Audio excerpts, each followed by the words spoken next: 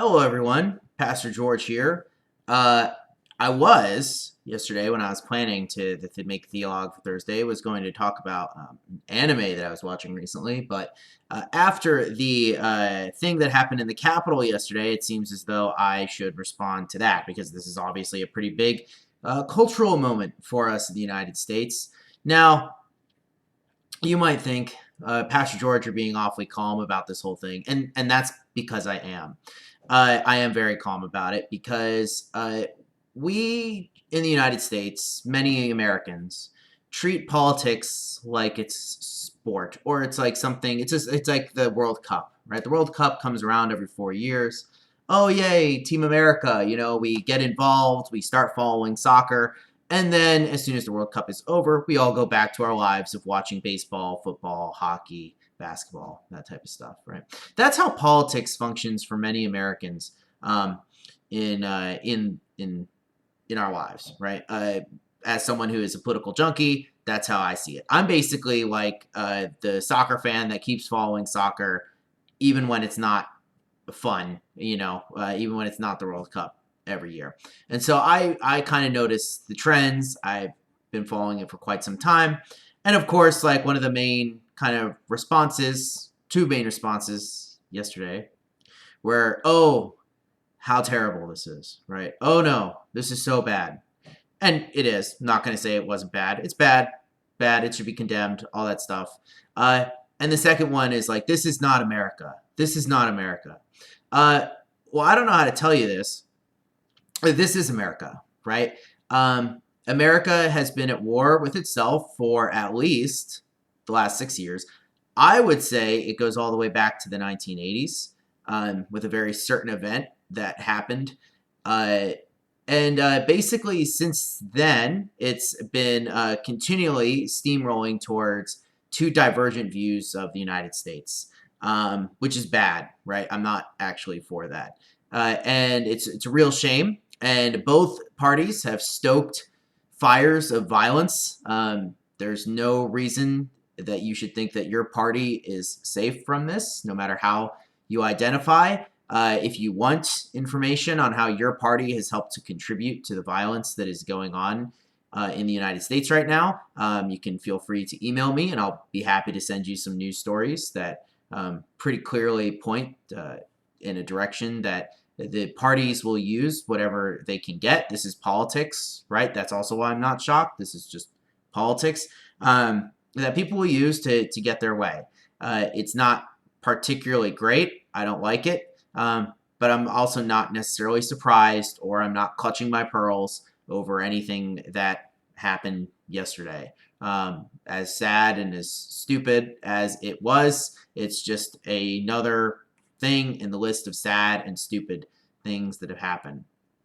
I do hope, and it won't do this. And so this is always the outsider, perspective that stinks. But you always hope that these things reinvigorate the national spirit, right? That maybe, oh, it's gotten this bad. Maybe instead of, blaming each other and continuing on, that we will find a middle and a common ground where we can meet. And of course, neither party did that yesterday either. So it's just going to keep continuing. And I would not be surprised if violence continues to escalate. And I know that's not what many of you want to hear. I'm your pastor, not your life coach, right? I'm not here to tell you what you want to hear. I'm here to tell you the truth. I'm here to tell you that human beings are sinful, that we put things in the place of God. And when we remove God from the public, when we remove God from our hearts, we fill it with other things. And one of the easiest things to fill that with is politics, right? Because it gives us purpose and meaning beyond our life. And so we are going to put politics before God. And obviously, if we care about something religiously, we are going to make sure, just like everything else, that you spread that to other people. And so you're going to hit people mentally, emotionally, and of course, physically to get the way that you want. And so if you have in any way stoked fear, you should always repent of that and work towards a future where you're helping to build common ground between you and the opposition. because, as I pointed out in my sermons and other things, that there is actually more that unites the United States than we usually like to give credit for. Like, there are real disagreements between the two parties, but that has to be kind of put to the side for the moment, so we can kind of get back on track here and get rid of the poisonous members of both of the parties that are helping to continue this type of violence. If we don't do that, it only get bad. And as much as we all love the United States, and you guys know that I do love the United States, we have to remember that we aren't Americans first, right? We're Christians. So our political party is not, and our political identification cannot be tied to one of the two parties in the Senate or in our government, right? Or however many. I know there's more, but let's face it, there's just two. And that we have to just care about what helps to bring about the rule of Christ in the land before all else, and not see ourselves tied to the political fortunes of the United States. Because as a history guy, you know, I hate to tell you this, but it's true that the way that nations kind of work is they go up, they go down. Hopefully they don't get destroyed, but they continue to kind of escalate, right? So we can't tie our fortunes to the fortune of the United States, or we're going to be found wanting. We can pray for it, we can work for it, right? We can love it, but we cannot ultimately identify with that or of any of its political parties above being a Christian.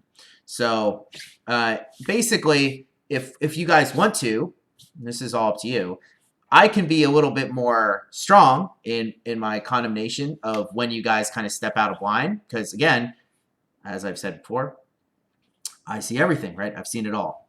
So I know what you guys post. I know what you guys like on Facebook, right? And I generally kind of let you guys do what you want to do. But if you want me to be more forceful, then I can certainly be more forceful in my condemnation of some of you're all failing in this area, because there are some of you who have failed, and that's fine. Again, the point is to admit that you have failed, to repent of these things, and move onward. And this isn't a Pastor George doesn't like my politician or my party thing, right? This has nothing to do with it. This has everything to do with George thinks that the people have replaced Trump, have replaced Biden, have replaced all of these people for God, right? And that's bad. So that's really all I have to say. I mean, this video's going on too long, so you know, here's hoping nothing's set on fire, I guess. So yeah, you know, cheers to the United States, and hopefully to our nation getting better. You guys drive me to drink. All right, peace out, everyone.